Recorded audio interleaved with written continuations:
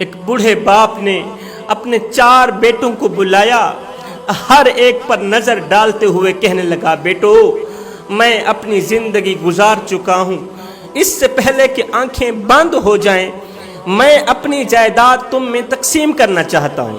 میرے بچوں، سب کو اچھا خاصا حصہ ملے گا، مگر یہ تمہاری ذمہ داری ہے کہ تم اپنی بہنوں کو مجبور کرو کہ وہ اپنا حق تمہیں معاف کر دیں۔ تمہاری بہنیں زمین کا ٹکڑا نہ لیں، تمہیں اچھا خاصا حصہ ملے گا، اچھی خاصی زمین ملے گی۔ اگر تم اپنی بہنوں کو مجبور کرو کہ وہ تم سے حصہ نہ لیں، تمہیں حصہ معاف کر دیں۔ ہے باپ یہ سبق دے رہا ہے اولاد کو۔ سب سے چھوٹا بیٹا جو 5 وقت کا نمازی تھا بول اٹھا، ابا حضور اگر وہ اپنا حق معاف نہ کریں تو پھر کیا ہوگا؟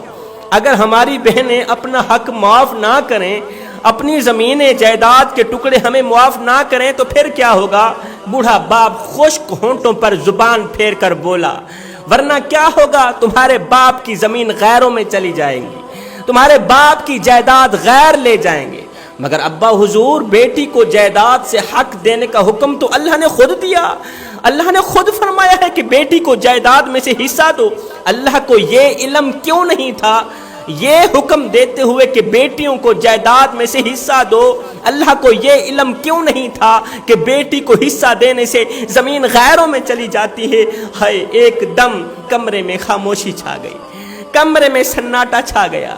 نمازی بیٹے کے دوسرے جملے نے باپ کا سر شرم سے جھکنے پر مجبور کر دیا۔ بیٹا بولا، ابا حضور بیٹی کو زمین دیتے ہوئے آپ کو لگا کہ زمین غیروں میں چلی جائے گی، بیٹی کو حصہ دینے میں آپ کو لگا کہ زمین غیروں میں چلی جائے گی، جائیداد غیروں میں چلی جائے گی، مگر داماد کو بیٹی دیتے ہوئے آپ نے کیوں نہ سوچا کہ بیٹی غیروں میں چلی جائے گی؟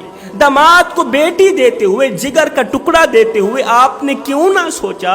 اس وقت آپ کی عقل کہاں گئی؟ آپ کی سوچ کہاں گئی؟ آپ نے کیوں نہ سوچا کہ بیٹی غیروں میں چلی جائے گی؟ خدارا اپنی بیٹیوں کو جائیداد میں سے حصہ دو، ورنہ یاد رکھنا دنیا و آخرت میں تباہ و برباد ہو جاؤ گے۔